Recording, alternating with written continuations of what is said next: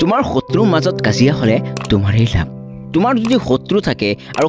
শত্ৰুৱে যদি কাজিয়া কৰি থাকে সেইটো লাভ তোমাৰেই হ'ব সো কেনে ধৰণৰ লাভ হয় এই ভিডিওটো সম্পূৰ্ণ চালে আপুনি নিশ্চয় গম পাব যে শত্ৰুৰ মাজত কাজিয়া হ'লে কি ধৰে নিজৰ লাভ হয় তোমাৰ শত্ৰু কাজিয়া কৰি থাকিলে নিজৰ লাভ কেনেকৈ হয় তাৰে ৰিলেটিভ এটা গল্প কওঁ এসময়ত এখন দেশত এজন ব্ৰাহ্মণ আছিল ব্ৰাহ্মণ অকলে থাকে তো এদিনাখন এজন ভক্তই এজনী গাই গৰু পোৱালি সৈতে ব্ৰাহ্মণক দান দি গ'ল ভক্তজন গুচি যোৱাৰ পিছতে ব্ৰাহ্মণে গাই আৰু পোৱালিটোক চোতালতে বান্ধি কোমল ঘাঁহ খাবলৈ দিলে সেইদিনা এটা চোৰে ৰাস্তাৰে যাওঁতে ব্ৰাহ্মণৰ ঘৰৰ চোতালত পোৱালিৰ সৈতে গাইজনীক বান্ধি থোৱা দেখা পালে সেয়ে সি সেইদিনাই ৰাতি ব্ৰাহ্মণৰ ঘৰত গৰু চুৰ কৰাৰ বাবে সাজু হৈ গ'ল ৰাতি হাতত হাৰে বৰিত হাৰে চোৰ আহি ব্ৰাহ্মণৰ ঘৰৰ পদূলিত সোমাই গ'ল এনেতে চোৰ ব্ৰাহ্মণৰ ঘৰৰ চোতালৰ কাষতে থকা এটা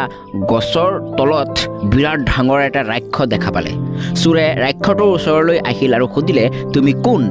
সি ক'লে মই ৰাক্ষস সত্যবচন মই বৰ বুকত আছোঁ আজি ব্ৰাহ্মণক খাবলৈ মই ইয়ালৈ আহিছোঁ তেতিয়া চোৰে ক'লে মই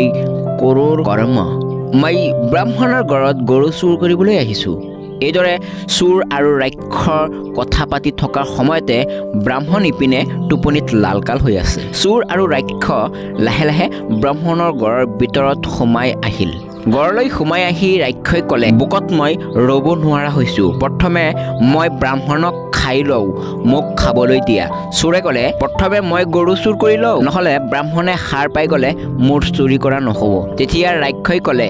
গৰুৱে হেম্বলিয়ালে মোৰ একোৱেই লাভ নহ'ব দুয়ো এনেদৰে তৰ্ক বিতৰ্ক কৰি থাকোঁতেই ব্ৰাহ্মণে সাৰ পাই গ'ল ব্ৰাহ্মণে উঠি অহাৰ লগে লগে চোৰে ক'লে ব্ৰাহ্মণ এই ৰাক্ষসে আপোনাক খাবলৈ খুজিছে তেতিয়া ৰাক্ষসে ক'লে চোৰে